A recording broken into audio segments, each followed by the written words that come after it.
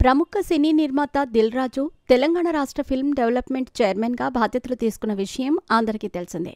ఇక బాధ్యతలు తీసుకున్న తర్వాత తెలుగు చిత్ర పరిశ్రమకు తెలంగాణ ప్రభుత్వం గద్దర్ ఫిల్మ్ అవార్డులను ప్రకటించింది. ఇక ఈ అవార్డుల వేడుక శనివారం సాయంత్రం హైటెక్ సిటీలో ఎంతో అంగరంగ వైభవంగా జరిగింది. తెలంగాణ రాష్ట్ర ముఖ్యమంత్రి రేవంత్ రెడ్డితో పాటు ఉప ముఖ్యమంత్రి, సినిమాటోగ్రఫీ మంత్రి హాజరయ్యారు. ఇక ఈ కార్యక్రమంలో భాగంగా ఎంతోమంది సినీ నటీనటులు పాల్గొని సందడి చేశారు. ఇక గద్దర్ అవార్డుల ప్రధానోత్సవం కార్యక్రమం ఎంతో అంగరంగ వైభవంగా ముగిసింది. ఏ విధమైనటువంటి ఆటంకాలు లేకుండా ఈ కార్యక్రమం విజయవంతంగా ముగియటంతో film development chairman Dil Raju press meet నిర్వహించారు. ఈ ప్రెస్ మీట్ కార్యక్రమంలో భాగంగా ఈయన ఈ కార్యక్రమానికి విజయవంతం చేసిన ప్రతి ఒక్కరికి కూడా ధన్యవాదాలు తెలియజేశారు. అదేవిధంగా ఈ కార్యక్రమం గురించి ఎన్నో విషయాలను తెలియజేశారు. గద్దర్ అవార్డుల వేడుక హైటెక్ సిటీలో ఎంతో ఘనంగా జరిగింది.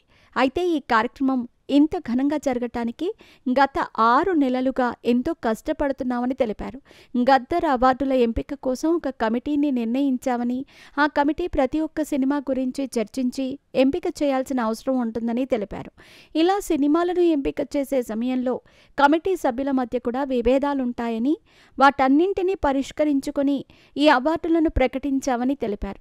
ఇలా గత 6 నెలలుగా ఈ అవార్డుల కోసం కష్టపడటం వల్లే ఎంతో విజయవంతంగా పూర్తయిందని తెలిపారు. ఇక ఈ కార్యక్రమాన్ని విజయవంతంగా ముందుకు నడిపించాల్సిన బాధ్యత నాపై ఉంది.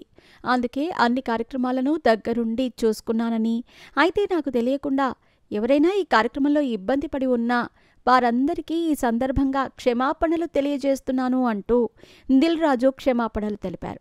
ఈ కార్యక్రమం విజయవంతం కావడంతో మీడియా మిత్రుల పాత్ర కూడా చాలా ఉందని, మీడియా వారికి కూడా ఈ సందర్భంగా ఈయన అభినందనలు తెలిపారు.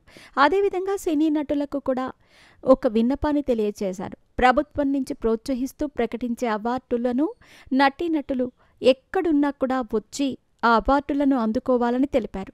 షూటింగ్ పనుల్లో బిజీగా ఉండి రాలేకపోయామని చెప్పకుండా ప్రభుత్వం ఇచ్చే ఈ అవార్డులను ప్రతిష్టాత్మకంగా భావించి ఈ అవార్డులు అందుకోవడానికి రావాలని ఈయన తెలియజేశారు.